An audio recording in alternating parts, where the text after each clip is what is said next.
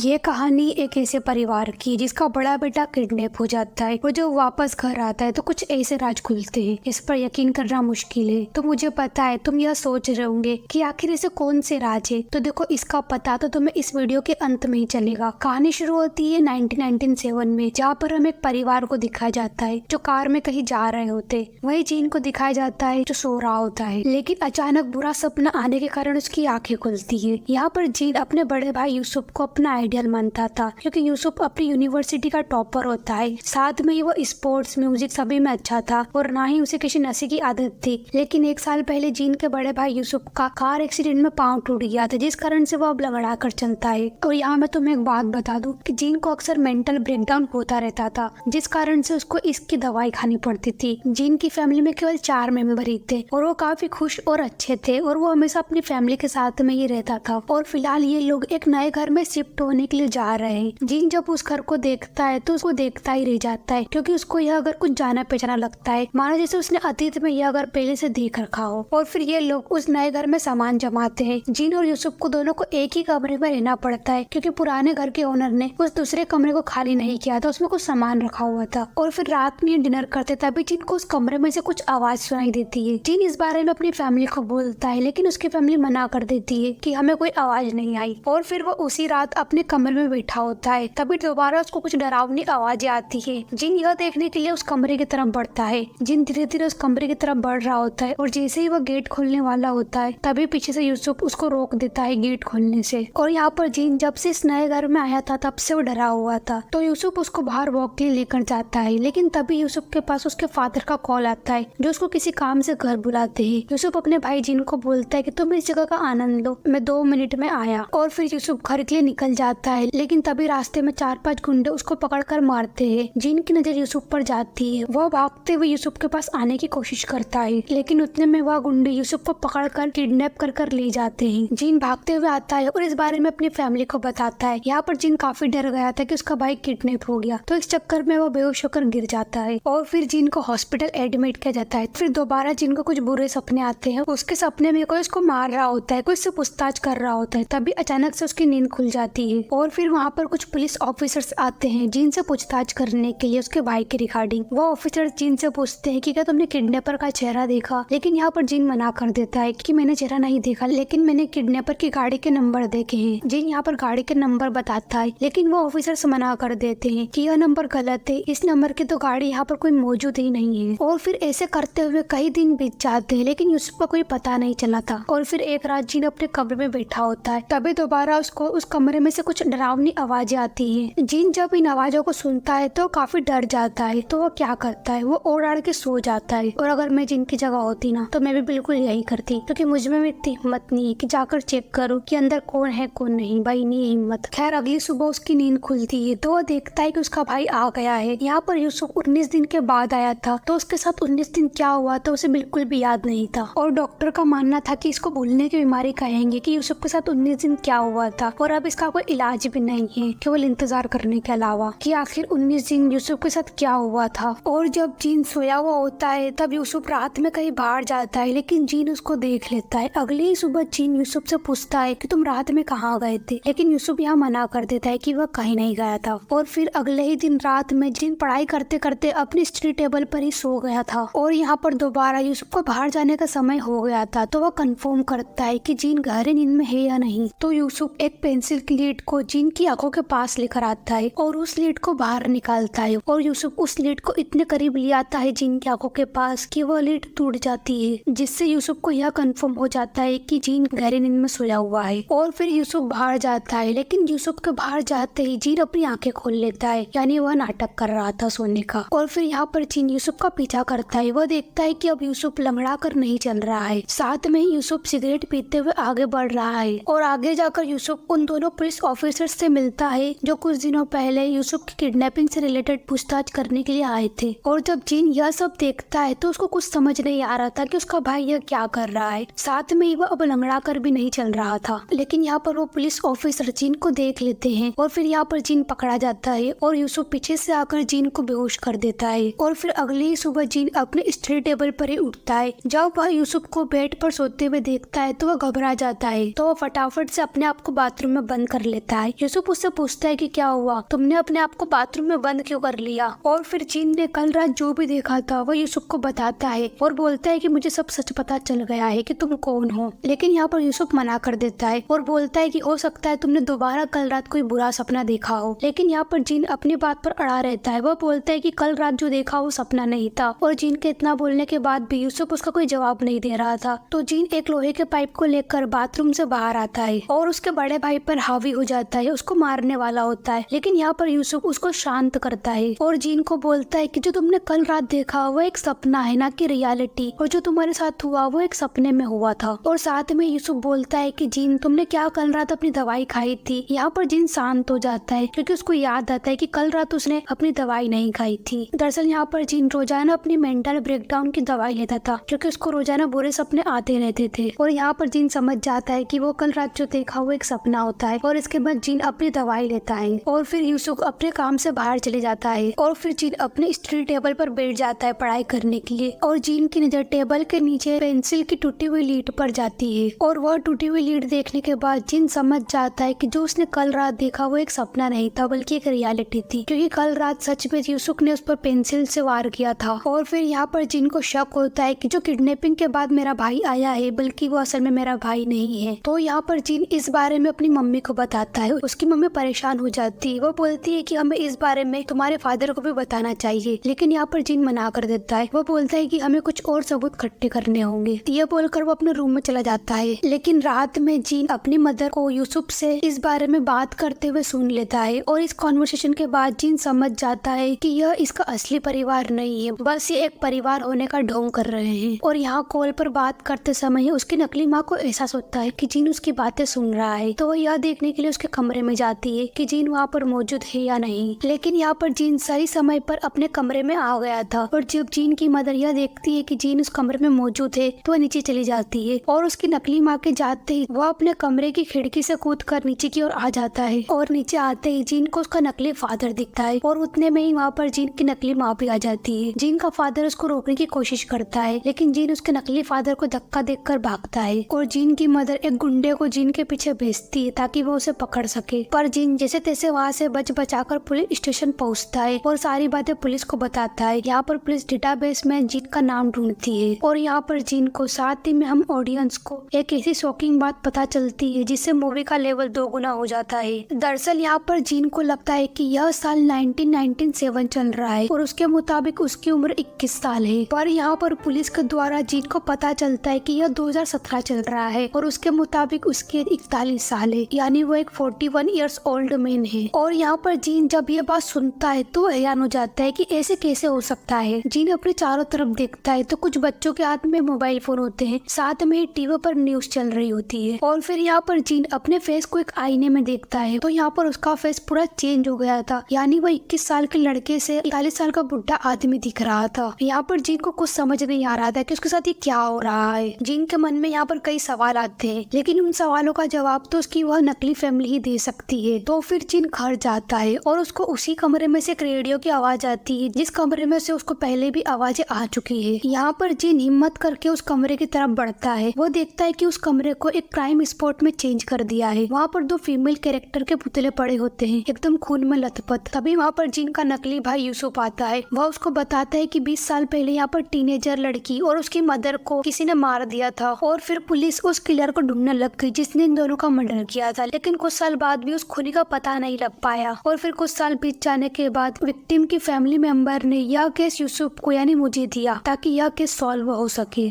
और जब यूसुफ केस की इन्वेस्टिगेशन करता है तो उसे पता चलता है कि खूनी और कोई नहीं बल्कि जीन होता है। और इसके बाद कहानी आती है पास्ट में जहाँ पर यूसुफ ने जीन को अरेस्ट कर लिया था ताकि वो अपना जुर्म कबूल कर सके। लेकिन इतना टॉर्चर करने के बाद भी जीन अपनी बातों पर अड़ा रहता था। वह बोलता था कि मैंने किसी को नहीं मारा। और यहाँ मैं तुम्हें बता दूं कि जीन को अक्सर सपने आते थे कि कोई उसको मार रहा है, कोई उससे पूछताछ कर रहा है। वो यही सपने होते थे। और फिर वहाँ पर डॉक्टर पार्थ आता है जो कि साइकाट्रिस्ट होता है और पार्थ और कोई नहीं वही होता है जो जीन का प्रेजेंट में एक फादर बनने का नाटक कर रहा था। और यहाँ पर डॉक्टर पार्थ बताता है कि वह घटना इतनी दर्दनाक थी जिस कारण से जीन भूल गया है कि उस मर्डर वाली रात क्या हुआ था। तो यहाँ पर डॉक्टर पार्थ बताता है कि हमें जीन को हिप्नोटाइज करके वापस 1997 में भेजना होगा क्योंकि इस साल जीन 21 साल का होता है और जब तक वो 21 साल का था उसकी लाइफ में सब सही चल रहा था, लेकिन कुछ दिन बाद उसके बहुत बुरे दिन गए, जिस कारण से वो अपने बुरे दिन पर उसके साथ जो भी बुरा हुआ है वो सब कुछ भूल गया है। और उन सबको ऐसा लगता है कि अगर जिन को हिप्नोटाइज करके वापस 1997 यानी एक फैंटेसी दुनिया बनाएंगे जिसमें जिन 21 साल का होता है, तो शायद उसको सब याद आ जाए कि उस रात क्या हुआ था। और फिर इसके बाद सब प्लान के मुताबिक ही चल रहा होता है, लेकिन जिन यूसुफ को किडनैप होते हुए देख लेता है। दरअसल यूसुफ को उन लोगों ने इसलिए किडनैप किया था क्योंकि यूसुफ के ऊपर धोखाबाजी का केस लगा हुआ था, तो उसे 19 दिन के लिए अरेस्ट कर लिया था, लेकिन जमानत पे यूसुफ वापस आ जाता है। और यहाँ पर यूसुफ इस बात का भी खुलासा करता है कि जिन को जो उस कमरे में से डरावनी आवाजें आती थी, दरअसल वहाँ पर कुछ पुलिस ऑफिसर होते थे जो कि उस रूम में इन्वेस्टिगेशन करते थे। और इसके बाद कहानी आती है प्रेजेंट में, जहाँ पर यूसुफ जी को गाड़ी में बैठा कर कहीं ले जा रहा होता है, लेकिन यहाँ पर भी जिन अभी तक अपनी बात पर अड़ा हुआ था। वो बोलता है कि मैंने किसी को नहीं मारा, और यह बोलकर वो गाड़ी में से कूद जाता है ताकि वो भाग सके इन लोगों से। और फिर यूसुफ जिन का पीछा करता है, लेकिन पीछा करते समय यूसुफ की गाड़ी एक पेड़ में जाकर टकरा जाती है, जिस कारण से वो गाड़ी में ही बेहोश हो जाता है। और इधर जिन को भी उसी समय एक ट्रक वाला टक्कर मार देता है, जिस कारण से वो भी हॉस्पिटल में एडमिट हो जाता है। और एक्सीडेंट के कारण जिन को अपनी 1997 वाली याद वापस आ जाती है। और जो हमें कहानी की शुरुआत में सीन दिखाया था कार में उसकी फैमिली के साथ में, हमें दोबारा वही सीन दिखाया जाता है, लेकिन इस बार जिनकी असली फैमिली कार में बैठी होती है जो कहीं घूमने जा रही होती है। तभी अचानक से उनकी कार का एक्सीडेंट हो जाता है और जिन के माता पिता की डेथ ऑन द स्पॉट हो जाती है। और यहाँ पर जिन बिल्कुल सेफ, लेकिन जिन के भाई को एक सीरियस इंजरी आई थी। डॉक्टर बोलता है कि तुम्हारे भाई की जल्दी से जल्दी फेस सर्जरी करनी होगी, नहीं तो उसकी भी डेथ हो सकती है। और साथ ही में 1997 एक ऐसा साल था जहाँ पर कोरिया में बहुत क्रिटिकल सिचुएशन चल रही थी। बहुत सारे लोग बेरोजगार हो रहे थे और किसी को भी नौकरी नहीं मिल रही थी। और यहाँ पर जिन अपने भाई के इलाज के लिए पैसे इकट्ठे करने लग जाता है। वह नौकरी ढूंढता है, लेकिन उसे एक भी नौकरी नहीं मिलती। ऐसे करते करते 6 महीने बीत जाते हैं, लेकिन तब भी जिन के कंप्यूटर पे मैसेज आता है कि मैं तुम्हें पैसे दे सकता हूँ, लेकिन उसके बदले तुम्हें एक लेडीज का मर्डर करना पड़ेगा। लेकिन वहाँ मौजूद दोनों बच्चों को कुछ नहीं करना होगा। और यहाँ पर जिन को अपने भाई के इलाज के लिए पैसे चाहिए थे, तो वो उस एड्रेस पर पहुँच जाता है। और ये घर वही होता है जहाँ पर प्रेजेंट में वो अपनी नकली फैमिली के साथ में शिफ्ट हुआ था। लेकिन जिन जैसे ही घर के अंदर जाता है, उसके अंदर की आत्मा उसे यह करने से मना करती है, तो वह चुपचाप से वापस जाने लगता है। तभी वहाँ पर लेडीज और उसकी बेटी जिन के हाथ में चाकू देख लेती है, और वह चाकू देखकर जोर जोर से चिल्लाती है। जिन उन दोनों को समझाने की कोशिश करता है कि मैं यहाँ से जा रहा हूँ, प्लीज चिल्लाओ मत, लेकिन वह फिर भी नहीं समझती, चिल्लाने लगती है। और यहाँ जिन हड़बड़ाहट में उनके ऊपर चाकू मार देता है। और जिन यहाँ पर बहुत रो रहा होता है क्योंकि वो ऐसा नहीं करना चाहता था, वो नहीं मारना चाहता था, लेकिन वह लेडीजों ने इतनी जोर से चिल्ला रही थी कि उसे हड़बड़ाहट में उन्हें मार नहीं पड़ा। और फिर वो वहाँ से जाने लगता है। तभी कमरे में से बाहर एक बच्चा आता है। जिन उसको कुछ नहीं करता और अंदर जाने के लिए बोल देता है। और फिर घर में मौजूद जिन की नजर एक फैमिली फोटो पर जाती है, जिससे उसे पता चलता है कि जिसने उसे यह सब करने के लिए पैसे दिए हैं वो और कोई नहीं, वो वही डॉक्टर है जो जिन के भाई का इलाज कर रहा था।